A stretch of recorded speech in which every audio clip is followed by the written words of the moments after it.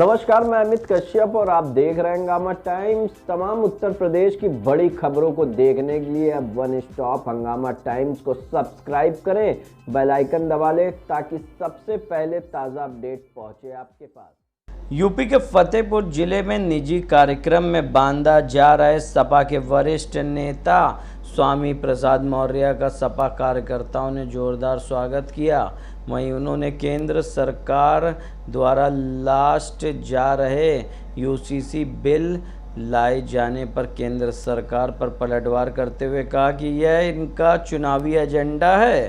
कहीं यह वीर सावरकर कहकर सावरकर को ला रहे हैं, जो देश के बंटवारे का पापी था, जिन्होंने देश के बंटवारे का सबसे बड़ा षड्यंत्र का बीज बोया था। मुस्लिम लीग ने कभी देश के बंटवारे की बात नहीं की। वहीं लगातार ही सावरकर ही लगातार हिंदू महासभा के राष्ट्रीय अध्यक्ष थे, जिन्होंने देश की बंटवारे की बात की, जबकि मुस्लिम लीग एक राष्ट्र व राष्ट्रवाद की बात करता था।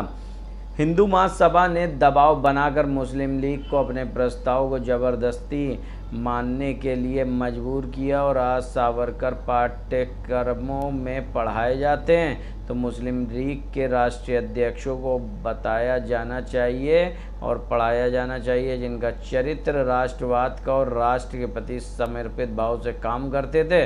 वहीं उन्होंने कहा कि हमारा देश विभिन्न धर्म, पंथ और मज़हब का है, सबके अपने अपने तौर तरीके हैं। हंगामा टाइम्स भी देखिए, हमारा देश विभिन्न धर्म, पंथ, मज़हब का है, सबके अपने अपने तौर तरीके हैं। उनका अपना धार्मिक परंपरा के अनुसार उनका ड्रेस कोड भी है। इसलिए अगर वाकई में केंद्र की भाजपा सरकार का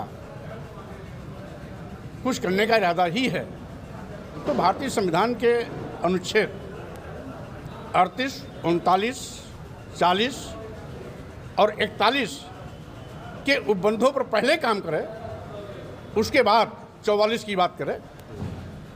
अगर ये 44 पहले करते हैं, 38, 39, 40 और 41 अनुच्छेद को इग्नोर करते हैं तो हम सोचते हैं बेईमानी है, देश के साथ बेईमानी है और भारतीय संविधान की मान्यताओं के विपरीत आचरण है। कभी भी ये स्वीकार नहीं होगा। सरकार का कहना है कि समान अधिकार सभी लोगों को मिलेगा, इसे कानून पास करना चाहिए। समान अधिकार भारतीय संविधान के तहत दिया गया है। अगर समान अधिकार ही देना चाहें तो पहले अपने धर्म की पोगापंथी को ख़त्म करें। हमारे देश के राष्ट्रपति द्रौपदी मुर्मू जी को मंदिर परिसर में जाने से इसीलिए रोक दिया जाता है कि वो आदिवासी समाज की हैं। वहीं पर रेल मंत्री अश्विनी वैष्णव इसलिए मंदिर परिसर के अंदर गर्भगृह में जाते हैं क्योंकि ऊंची जात के ब्राह्मण समाज के हैं। और साथ ही साथ इसके पहले भी जब हमारे देश के राष्ट्रपति थे महामहिम रामनाथ कोविंद जी, उनको भी इसी जाति अपमान का दंड झेलना पड़ा था। राजस्थान के पुष्कर ब्रह्मा मंदिर में दर्शन करने गए थे, वहाँ के पंडों ने उनको मंदिर के गर्भगृह में जाने से रोक दिया। मजबूर होकर के राष्ट्रपति होते हुए उन्होंने सीढ़ी पर माथा टेक करके वापस लौट आए थे। तो जिस तरीके से अगर उनको वाकई में इस प्रकार का समान आचार संहिता लाना है तो पहले जहां पर जाति अपमान के घोर कड़वे घूंट राष्ट्रपति तक को पीना पड़ता है, पहले वहां सुधार करें। चुनावी मान रहे हैं इसको? स्वाभाविक रूप से ये इनका चुनावी एजेंडा है। और कभी वीर सावरकर कह करके सावरकर को ला रहे हैं, जो देश के बंटवारे का पापी था, जिन्होंने देश के बंटवारे का सबसे बड़ा षड्यंत्र और बीज बोया था। मुस्लिम लीग ने कभी भी देश के बंटवारे की बात नहीं की थी। 1923, 1933, 1939 से लगातार सावरकर ही 1939 से लगातार सावरकर ही हिंदू महासभा के राष्ट्रीय अध्यक्ष थे, जिन्होंने देश के बंटवारे की बात की, द्विराष्ट्र की बात की, जबकि मुस्लिम लीग एक राष्ट्र की बात करता था, राष्ट्रवाद की बात करता था। लेकिन हिंदू महासभा ने दबाव बना करके मुस्लिम लीग को अपने प्रस्ताव को जबरदस्ती मानने के लिए मजबूर किया।